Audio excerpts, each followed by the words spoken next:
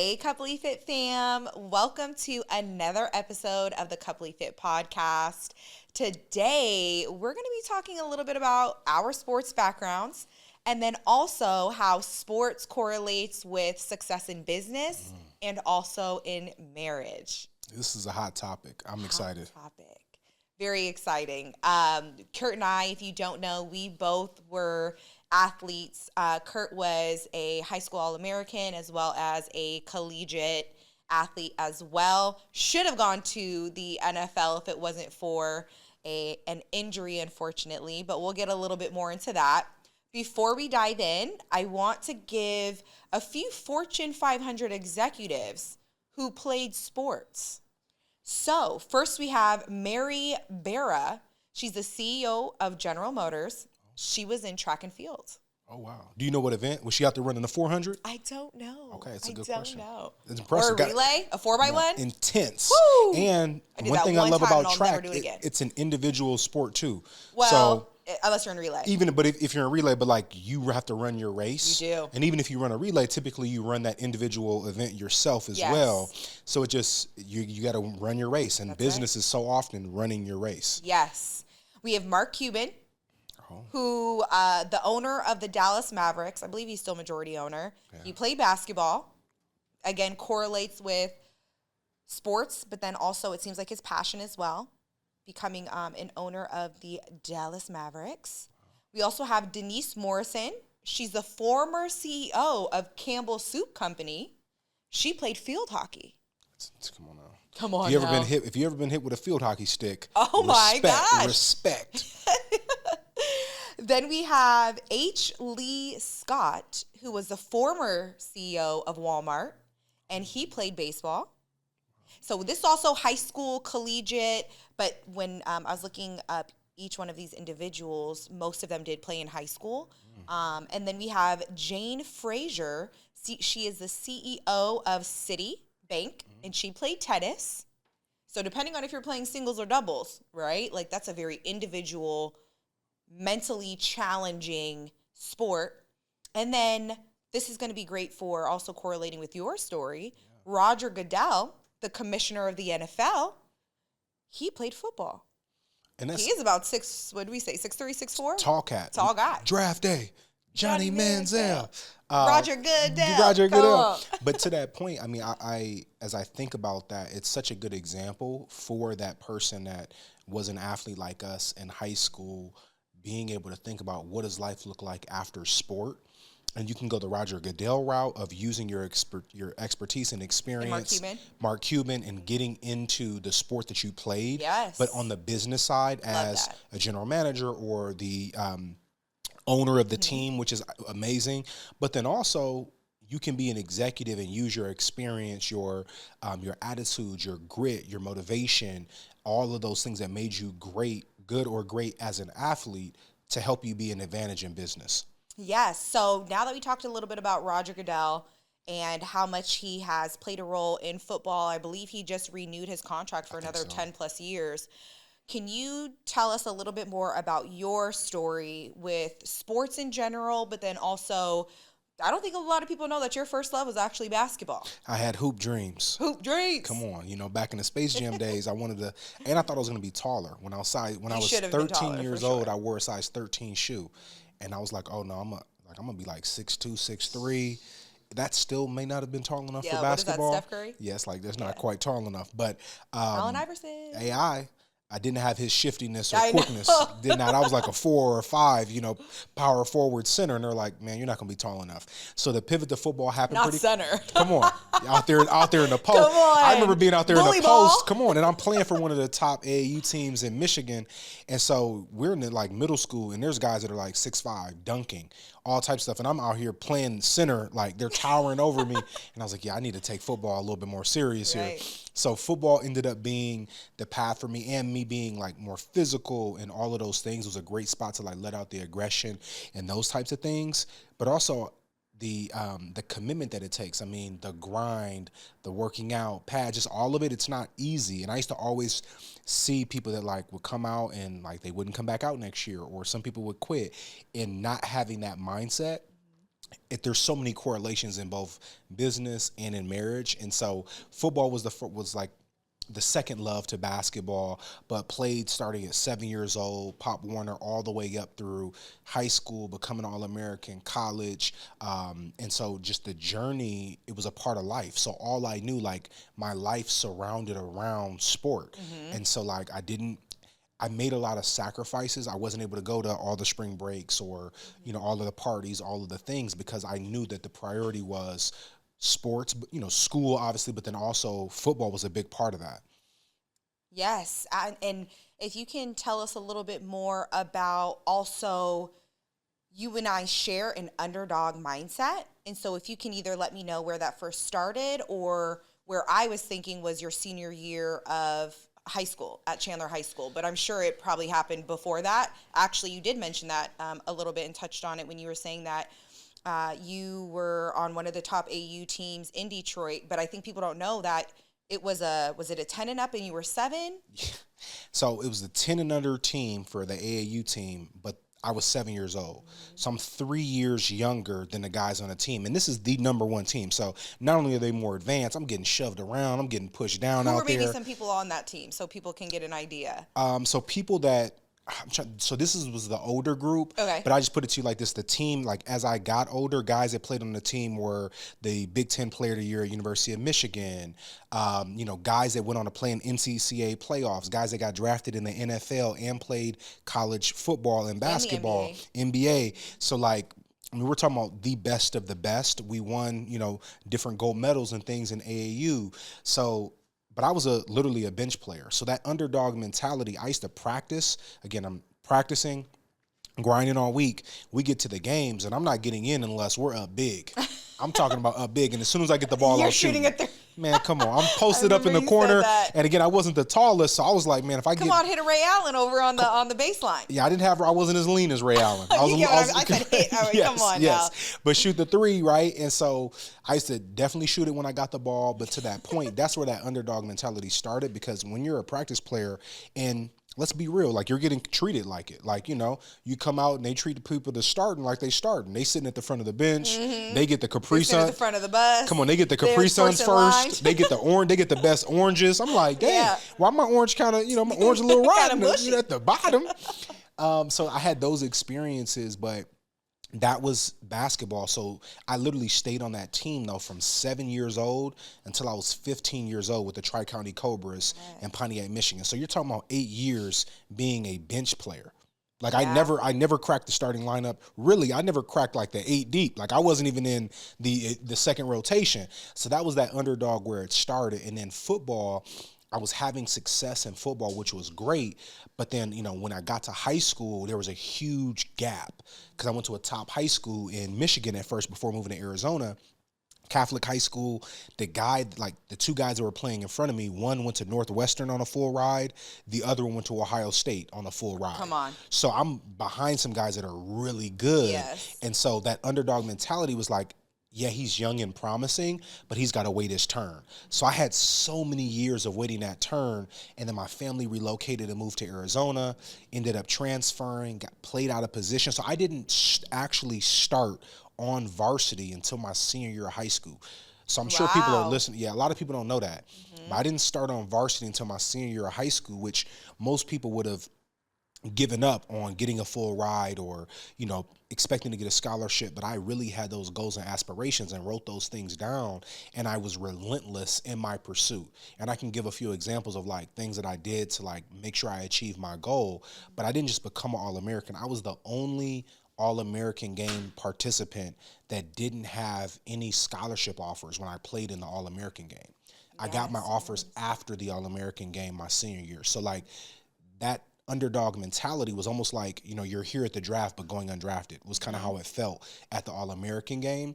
But I was a number one linebacker in the state, all of these things, but I only played the position for 1 year. So I had to really have an uphill climb.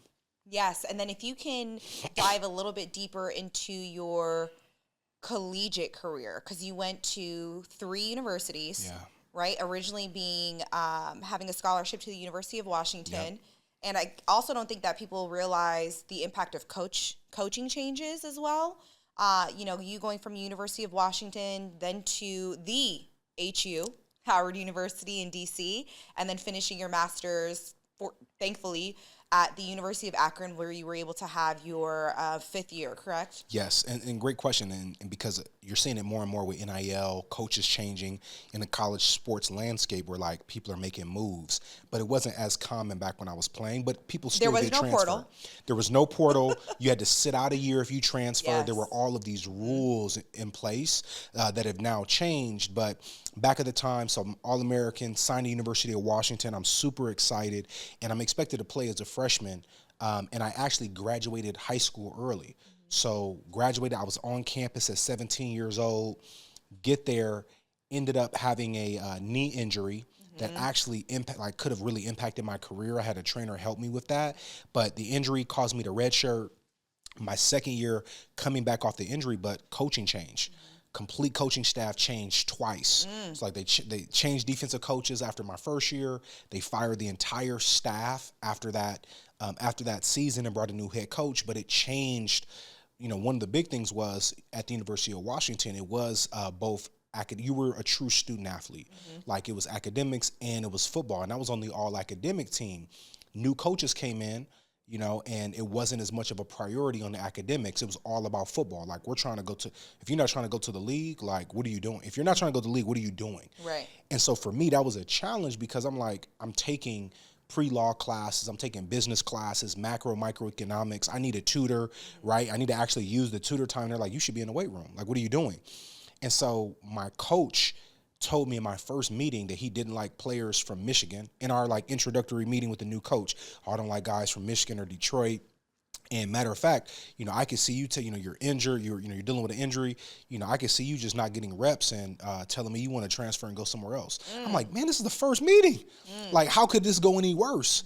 But it kind of set the tone, and it's not a regret, but something I do remember is being like, you know what? I felt like I let him dictate my path a little bit of me ended up transferring. But I ended up transferring after my second year at Washington to Howard University. And so it was 1AA, didn't have to sit out a year, but went into that journey and, was able to really be that student athlete, different division, different level of football. So that was an adjustment big time. But I was able to ball out, be a team captain, be a star on the football team. And then once I graduated, I had an opportunity to play my fifth year, get my master's back up at the D1 level at the University of Akron, get my master's. I was a team captain and defensive MVP, and was selected to the NFLPA Collegiate Bowl, which I was the first player in like 7 or 8 years to play in a college all-star game at Akron. Yes, that's so exciting. I'm glad that you are telling more of your story, especially when it comes to the sports and the football side. And there's still some things that people don't know, i.e. your leg being, literally fractured in half. So that's another, when we talk about resilience and adversity, right? That's something there too. So I'm so glad that you shared that. And then just a little bit background on my story. I was honestly, because I had an older brother, and I was really like a tomboy when I was younger. So I used to try, I'm following my brother around, seeing what he's doing, and he's playing football, he's playing wiffle ball, he's, running, and that just prompted me. I was like, oh, well, I'm just going to get out here with the guys, see what I can do. And not only did I keep up with them, but I also was, they would get very upset with me, push me down, and, make fun of me and all of those things. But it really allowed me to build that resilience for when I ended up, I didn't start playing volleyball until I was in middle school, actually playing. So a little bit of background, both of my parents are collegiate athletes. They met in college. My mom was playing volleyball. My dad was playing football and track. So that mentality was literally in the fabric of our family. So that's why also for me, health and wellness has been something that is just a part of me. I've been, when we talk about SWAN, sleep, water, activity, nutrition, those are all the things that we were doing just in our family time. And so as I moved in, 7th, 8th grade to playing volleyball, I was like, oh, I'm kind of good at this. Like, I was making a lot of, your school team's not that good, right? Like, kind of just anybody can play. And they're cleaning up at recess. Boom! Boom. No, we had a team. Like, we Okay, had a team. got We're you. playing other schools. And, coaches would come up to me afterwards and they were just saying, like, giving me this praise. And then going into high school, my eighth grade year, I played for like AU, I guess we call it club out here in Arizona. I was playing club volleyball, so I was getting really good, and I'm there with. We had a really good team, and from there, I got not big headed, but when I went to high school, I remember I was trying out for JV and varsity as a freshman, because I was like, oh, I'm definitely going to be on the varsity team for sure. And interesting enough, the coach of varsity told me, he said, I'm going to put you on the JV team because your head's too big, and I just think that, basically you need to learn a lesson. That's kind of crazy. I don't mean to cut you off, but it's just crazy you said that, because the same exact thing happened to me. They said, I'm not putting you on varsity as a freshman. Basically, you already think you're an upperclassman. Yes. I need you to humble yourself. And I need you to focus on the classroom a little bit more. So it's crazy that was an experience that we both shared. Yes. So that happened my freshman year, but I'm doing well. I'm dominating in that space. And then my sophomore year, interesting enough, I was misdiagnosed on my left knee. I had a a lateral meniscus tear, which if that's not taken care of, you're moving laterally. And so if you're not able to actually do that, then that's a big hindrance when it comes to volleyball. So like, I had to wear my mom's big, like when she the knee brace. She tore her ACL in college, and so she still had her knee brace, and I'm wearing this knee brace because that's the only thing that was kind of like holding my knee to where I could make the lateral movements. And my sophomore year, I wasn't able to try out because my knee was still injured, but I was just over on the sidelines. Like, I'm just playing, like I'm just setting, I'm just kind of playing around, like, bouncing the ball or spiking the ball against the wall. And the varsity coach came over and she was like, hey, have you ever thought about setting, like being a setter? I was like, girl, no, I'm not a setter.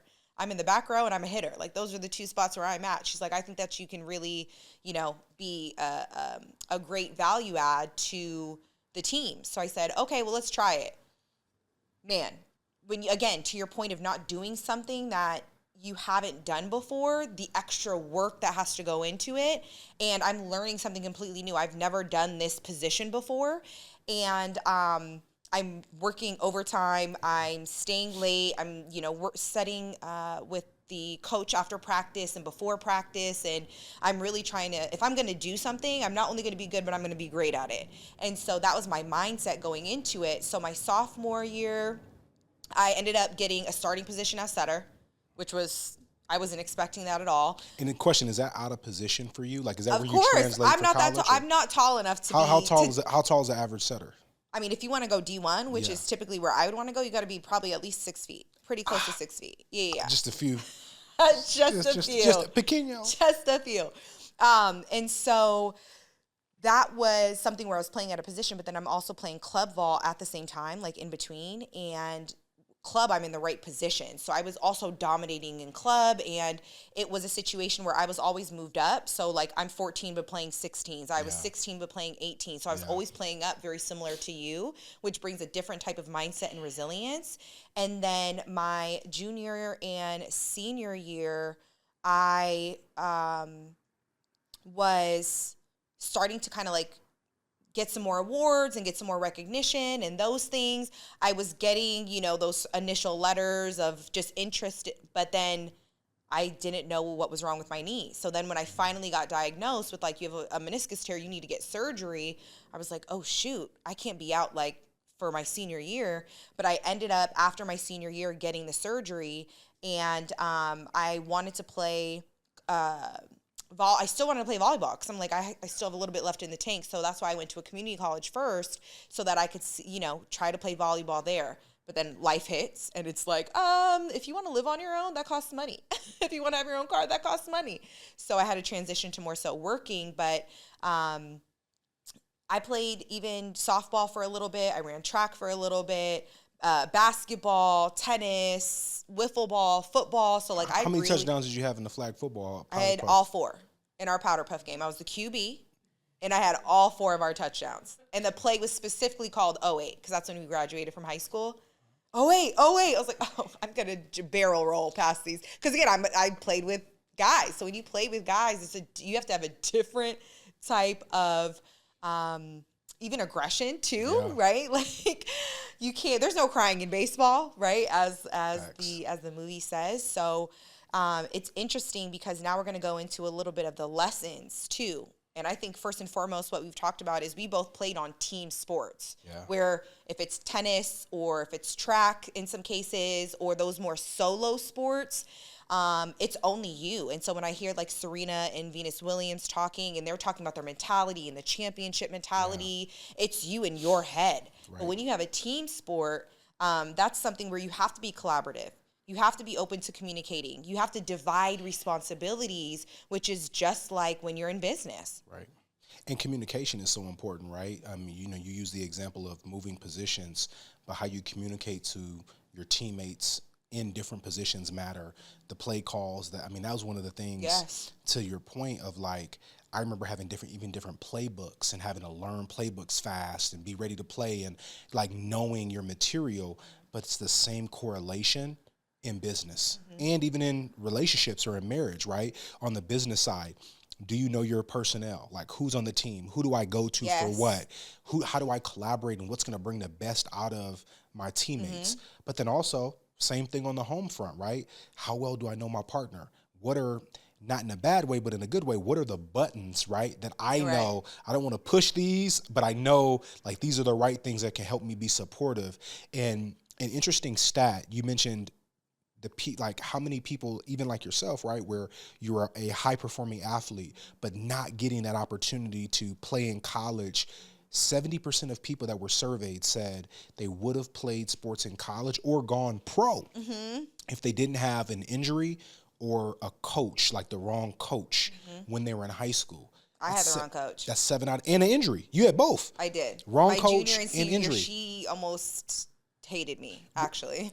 But talking about that, that's another example, and I want you to even speak to that a little bit about what that was like with your coach, because think about how similar that is. I'm sure people that are listening have had encounters with a boss or someone at work or, you know what I mean, maybe someone in the family, right? You get married and your spouse's, grandma or whoever may be conflicting. How did you handle that approach with your coach in high school, and like what impact did that have? Well, we're talking high school. It was a different time. Different time. Different version of you. Different time. I mentioned in, I think 2 episodes ago of kind of the area that I grew up in. And so my coach did not like the fact that I was a little bit more outspoken. If she was mentioning something, I would, I'm kind of going to challenge her. Are you calling coach out? I'm calling coach out. You're wrong. No, you're wrong. No. It's not like that. Okay. It's not like that. But I'm calling her out in some cases. Yeah. She did not like that. She did not like the fact too that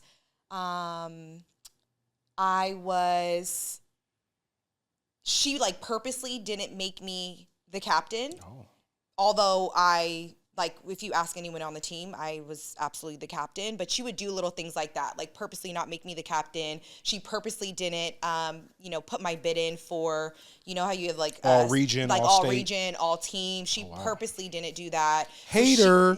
So she was kind of backstabbing me in some of those cases. So I would just go along with it most of the time. I'm trying to be nice. I'm trying to like kind of overcompensate. But she also was very emotionally immature. And that was something for me that it just irked me. She was really goofy too. And it was something where it's just like, you're just not a mature person. Like you're not a serious person. And so it was difficult. And we got into it. And there were a couple of times where I'll never forget.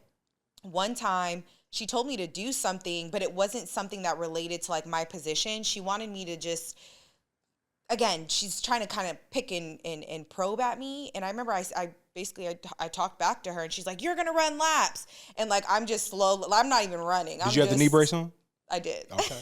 I'm not even running. I'm just kind of, sauntering. She's like, you need to run. And I remember I laughed at her So that's why I don't say this doesn't correlate. This was high school. This was high school, doesn't correlate with the business side. But even in business, when we do have to deal with people that are still emotionally immature and those things, you just learn how to navigate, right? You learn that person and how, what might be kind of a trigger for them or where they may not be able to handle something. And you just, you try to maneuver around that. And I love that you mentioned being like that team player, because a lot of people miss that moment, right? And you hear it a lot of times in business or relationships, of like they weren't a team player or they weren't like the ideal teammate for me. And I think about like what makes that ideal teammate. And sometimes it is being willing to take one for the team or make a sacrifice. For you, it was outright playing out of position. Correct. 4 or 5 inches taller, right, is the typical height of the person that's playing the position you're playing, but this is what helps the team. I had a similar experience my junior year. First moved to Arizona, Hamilton High School, and I came in and I'm a linebacker coming from Michigan, and they basically were like, you really can help the team on the defensive line. You're strong, you're aggressive, all these things. And I'm like, dude, I need to be like 6'4", 6'5", to be a D1 defensive end. Right. But they're like, no, we're going to put you a defensive end, and we're going to rotate you because we got guys that are seniors. I was like, what? But I took one for the team. Was I frustrated? Absolutely. Right. Did I complain about it? Not to them, but absolutely. Did I end up transferring? That too. But like when I think about it from their approach or like the team, company, big picture, we won the state championship that year as a junior. So it wasn't the best position for me as far as my goals, but it did help the team win. And so I'm grateful to have been a part of that experience. But at the same time, right, I think about it from the big picture of, how do you, like you said, how do you take that learning into life to be able to like learn from it and grow from it? Yes. And taking that learning, right, you then have to communicate also what you're learning, and then also your expectations too, right? So when we talk about effective dialogue, you want to make sure you're clear, that you're open, that you're honest, and that you also address issues, right? When, for both of us, if you're running a play and you're realizing this play is not working, I need to then communicate with you, hey, I need you to maybe come a little closer in. I need you to run an A rather than a B. I need you to, whatever that looks like, you need to clearly communicate with your teammates about what you see also of like, hey, from my vantage point, this is what I'm seeing. Maybe we can make these adjustments. Very similar to when NFL players or when there's a halftime, right? And you go into the locker room and it's like, okay, let's talk about the strategy. What's working? What's not working? What are some, like, let's be honest about what's not working and then also make the adjustment. But let's be very clear in our communication so that we know each other's expectations. And then we also know the role that each person is supposed to be playing in this. Absolutely. And I think to that point, being able to clearly communicate that is so important. And I think there's a lot of times where people can lose track of like, this is exactly the feedback that I want to give, right? And making it not about the emotions, because so often, whether it's relationships or marriage or in business, like the emotions can get involved, right? And they can get the best of you. What does that look like? And I love the correlation of sports, because they always have the saying, the eye in the sky don't lie. Right. And it's like we go back to the film and we look at the tape and we see, what did we do wrong, right? Sometimes one person's perception is that the ball was in or that was out, right? And how it got called. How does that correlate in business is that we now have data. That's right? Exactly We've got the trends of the revenue line of profit and loss. We have year-over-year growth. We have how we added different team members in the output. So when you shift the mindset of like, wait, this wasn't just helping me with sports. This was helping me with life, because this approach, like I feel like in sport, no matter who you are, how good you are, everyone's been down before, everyone's lost before and had to recover or bounce back or find a way.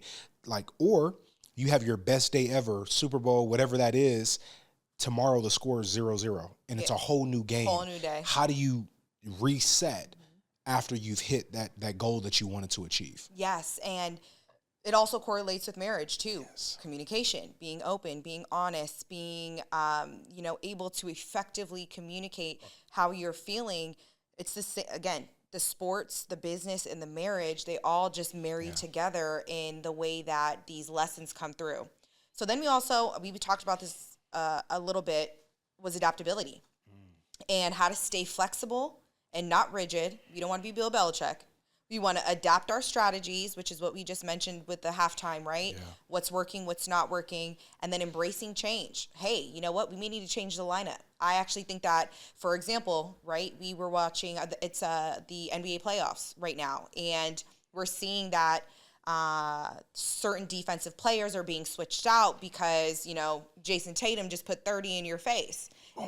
Boom. Okay, so we need to make an adjustment and adapt to what's happening. And so I think that it's really important when we also talk about marriage too, and adapting in your marriage, that you don't have to stay so rigid in like your thoughts, feelings, and emotions. It's okay to be human. It's okay to, stay flexible, adapt the strategies that you may had before, and say, actually, I don't think this is working anymore, or we just need to make a tweak or an adjustment, and this is going to have better output.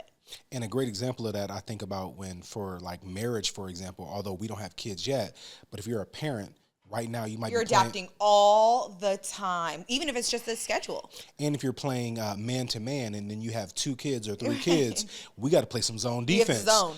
Teamwork. I'm sending you here. You're gonna do this. Yes. You help them get to school. I'll help them get unpacked from school and homework. All of that teamwork, collaboration. You're right. So that, just to your point, it's the teamwork, it's the communication, and the adaptability. All 3 of those that you just mentioned in just that one example. 100%. One example. So that's excellent. The other, which we've talked about before, is mental toughness. And we like to talk about too, like grit, right? Mental toughness. Some people use grit as another one, where it's like, what's the recipe for successful people? It's not your intellect. It's not your background of where you grew up. It plays a role. It plays a role, but that's not the single recipe, because people can come from different backgrounds, different parents, single parent household. Like it all could be variable, but if they have grit, that I'm not going to give up, that I'm going to outwork oh, man, that approach. And that's the thing, because one thing about sports, I was never the biggest. I was never the fastest. I was never the strongest. I was never the smartest either. But I will never let you outwork me. Ever. And that was the difference. Every day I showed up. Every day. And that still to this day is that I know that you're not going to be able to outlast me. And when you have that competitive edge, and I just saw Ryan Coogler, the producer of Sinners, the movie, talked about being an athlete and how that correlates to his success. He's like, I know I can outwork you because you're not putting in the time. You're not willing to show up day after day. And that's that athlete approach. Absolutely. I mean, we talk about, it's, we're shooting this on a Wednesday, and we were like, what we've been able to accomplish in 72 hours, we are very strategic. We clearly communicate with each other. What do you need? What do I need? Hey, I'm going to have to work a little bit later tonight, right? We have the teamwork that we mentioned before, where, hey, I'll get the dinner ready for us or the lunch ready, but I'm going to need you to come up behind me and maybe, just put some items away and things like that. And we even have the playbook, right? Like when I think about the playbook and how we journal and communicate, we have a big calendar that we have printed out that has things written on it. We have our individual journals, but there's a playbook of what are we eating today? Yes. We align on are we having pot stickers at edamame tonight? Perfect. Yes. Right? We're traveling. Do we have all of the things? It reminds me literally of sport of you don't want to be that person that shows up to the game and forgot their helmet or their mouthpiece or their cleats. Oh no. Right? Together. So this is get it together. But that same approach is do we have everything for meetings, work, etc., to be prepared? Absolutely. And it's a sense of determination. For both of us, again, having an underdog mentality, we are determined to prove you wrong. Say I can't do something. And I'm going to prove you wrong. I'm going to prove you wrong. And not only am I going to prove you wrong, but I'm going to excel to a point where you're then going to say, how did I ever doubt her or him? How? Got to make you eat your word. And we're talking about also quarter in sports, but then also quarter in business. And you're down, right? You notice that your sales are down, or that you're not growing at the rate that you thought, and your projections are off. How are you going to get to your goal, right? And how the mental toughness that it takes of, okay, I have to really buckle down, potentially ideate on new ideas that will bring in the revenue. Also ways that we're going to be able to grow, but then it also is full circle when it comes to marriage too. You have to have a resilience in marriage, because people think that it's just linear and it's going to be happy-go-lucky the entire time. That is not life. nor is that a marriage. And so being able to be resilient in a marriage and not give up and have the determination to keep going is also really important. And belief, right? Like having that belief. Right now, you know, NBA playoffs are happening and there's somebody that's watching their team and their team is down and they're like, I believe that we're going to come back and win. Have that same faith and belief that you can come back and win in your marriage. Yes. That you can come back and win in your business. Yes. That no matter how far down I may be, no matter what might have happened, I believe that we can overcome this. I believe that tomorrow is going to be a better day. And that optimism and positive mindset, whether you, what do they say, whether you believe or not, like whether you know you can do it or not, it's up to you on what you believe. Yes. And that's one thing I love about Chandler High School and your student section, which is they are epic. Their chant, I believe. I believe. I believe that we will win. I believe that we will win. I love it. And every time I hear it, I'm like, we can win. We can win. We're going to have kids chanting that on the way to school. I know that. I believe that we will win. Come on now. And so that also goes into training and development too. When we think about, you have to train your mind to be resilient and train your mind to be determined. It doesn't happen overnight. I can think of the many times where, you know, I'm looking at the scoreboard and we're down and it's like, okay, we've got to, you know, get like 5 points in a row and to also shift the momentum. Like shifting the momentum too is something that I don't think is talked about that often. You hear more so, I hear it, again, at sports references where you need to be able to, if you're down and, you know, you've been kind of getting your butt kicked, how are you going to shift that momentum? And it comes from, you know, continuous learning. It comes from personal and professional development and then investing into your skills, also known as upskilling too. Yeah, and I think about upskilling. Some examples of that in sport is a little bit easier to think about, right? You hear about the players, the LeBron James of the world, the Tom Brady's. I put $1 million a year into my body. And recovery and training. But what does that look like in business? That looks like paying to go to the conference, investing the time into the learning or the micro learning of audio books or different books that you're going to read. Certifications. In your relationship or your marriage, that's investing the time to think about your partner's love language. Maybe investing time to spend together and go to a relationship retreat or go to the marriage counseling or the things like that together, or the marriage boot camp at your church. Like those are all ways that you can pour in and invest into your professional development or your marriage development the same way that people invest into sports. Because people do that all day, right? Or into their health or their training, but not always into their business development or their marriage development. And I think to add to that, it comes down to when you're investing into yourself, it is an area where it's going to be uncomfortable, very similar to sports. You know, it's an uncomfortability that you feel when you're learning something new and you're building off your foundation. But it really is allowing you to develop in a way that is going to be constructive and that's going to also add value, right? Because you need to add value to your marriage. You need to add value to your business or company. And then you also need to add value if you're playing sports as well. Or you will be riding the bench. And no, for real. And I love that you said the adding value, right? Because no matter what example we give, if you're not adding, you're either getting better or you're getting worse. Right. You're either adding or you're subtracting. Ideally, you want to be multiplying. We're like, hey, I'm taking this and taking it to a whole nother level. But let's just start by adding to the situation. And that sometimes is just your attitude, the demeanor and the energy that you bring into the space. And that can be such a difference maker to the culture. Because at the end of the day, I had a boss that gave me a really good example, but he said, majority of problems can be solved by asking the question, do you like who you work with? Because if you like who you work with, you're going to likely figure it out. Whatever the problem is, like you guys are going to figure it out. Yes. But if you don't like who you work with, if you're over it and over them.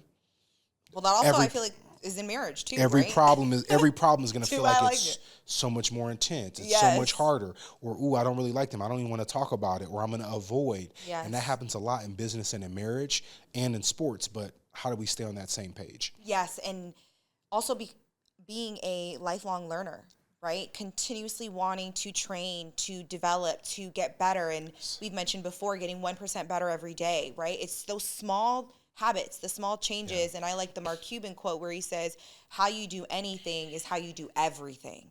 And I think that's so powerful and so key because it really just allows you the space to be able to develop and continue to improve.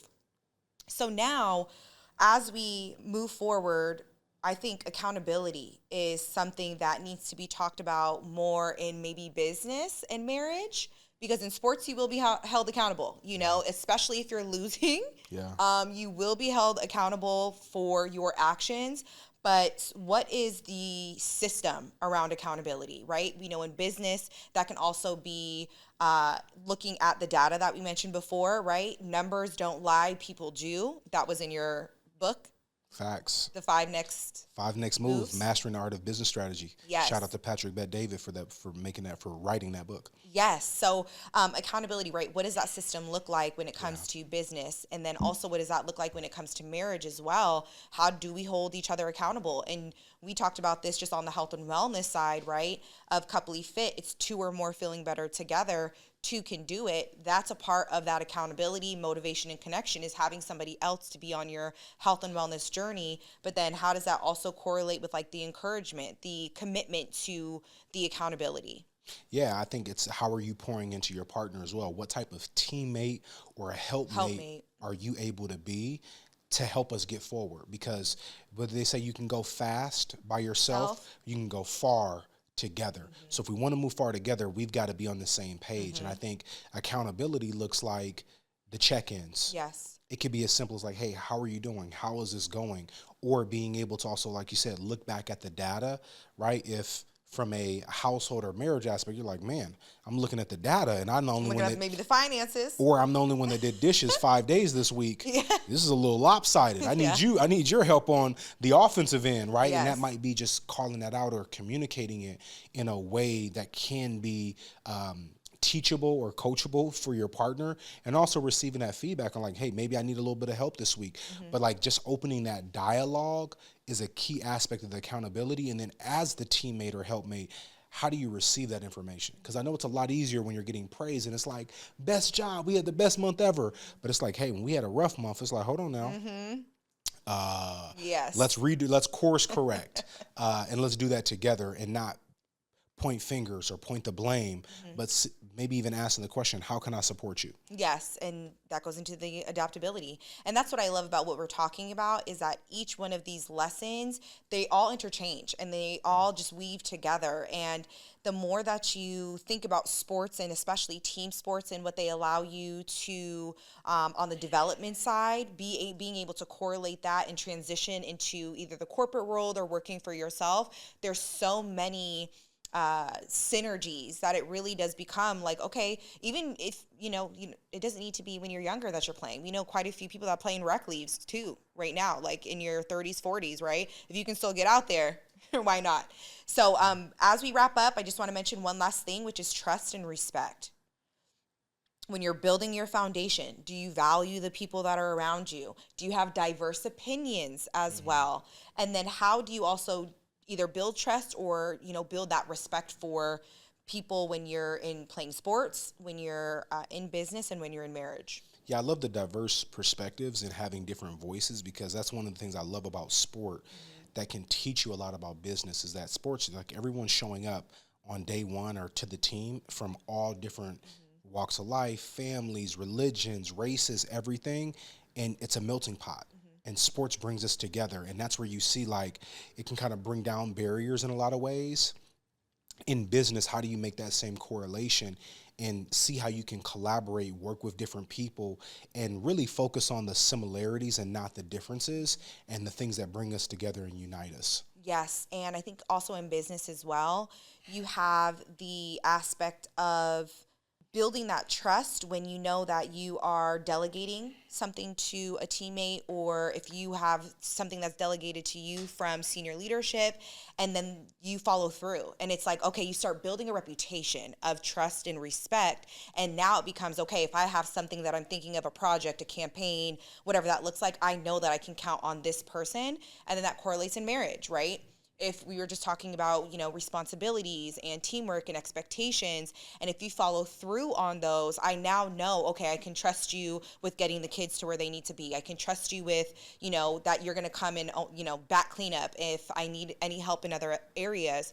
And it just really allows a space to be able to lean on somebody else, which that's so key in business, because if you can't, you feel like you're doing it all yourself. And that's the worst, because then it leads to burnout, which you can have burnout in sports and business and in marriage too. No, it's so key. And to your point, avoiding that burnout and being able to stay in the game, no pun Yes. intended, but stay in the game when it comes to business, right? Just like sport, but also having that passion and drive.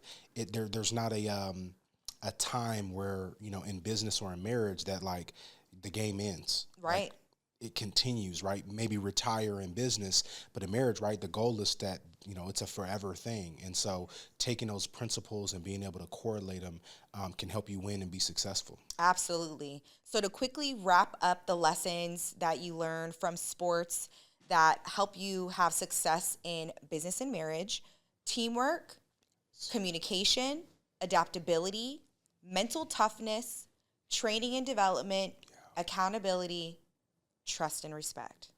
Boom. Boom. Mic drop. Thank you so much, CoupleyFit fam. We appreciate you listening, or if you're watching on YouTube, please like and subscribe. Please also follow us on social media at CoupleyFit, CoupleyFit.